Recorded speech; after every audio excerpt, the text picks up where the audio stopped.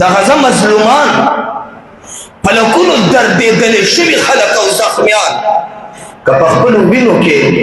جام د کوثر ته تندې وهلي راشي او مصطفی ته ووایي ګله موږ ته اوبه نه ملاوېدې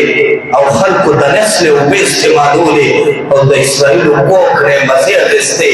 ګله موږ راغلي یو بس څه وایو نه خو دې زخمونو ته مو ګوره یو جام د کوثر را دنیا تږي را شړلي او ستا در ته راغلي یو تم تنده ماته کا وایه مصطفی به دې کائنات ته بیا هم نظر کوي نن من کم بدبختی سره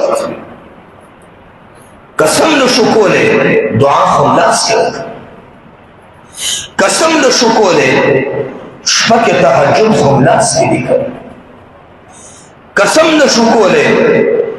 نو تلاوت او لا اله الا انت سبحانك اني كنت من الظالمين 314 روزانه په خپل حالت او د مسلمان په حالت او د غزه د کمزورو د حالت د پاره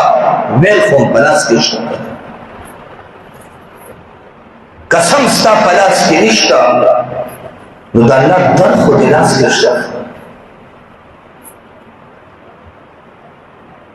د کفر بایکاټ خو دې لاس کې شته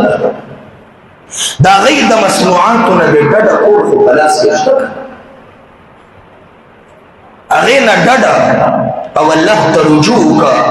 چې رب دې د وطن او پلومې مسلمان حالت بدل کړي او که موږ الله ته رجوع نه کړه نو څنګه نن د غزه د خلکو حالت دی دا حالت آینده کې زموږ د ستاسو د مسلمانانو